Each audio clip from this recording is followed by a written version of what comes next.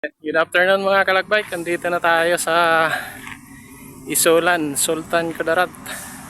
Ayan, dito sa provincial capital nila. Provincial capital ng Sultan Kudarat. Ayan.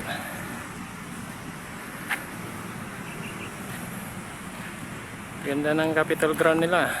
Ayan, may Coliseum. Tapos may mosque. Tapos ito yung sinadya talaga natin dito. Yung monument ni Sultan Kudarat.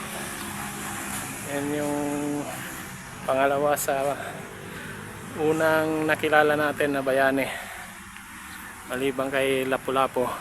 Yan, si Sultan Kudarat. Ganda ng ground nila dito. Ayan.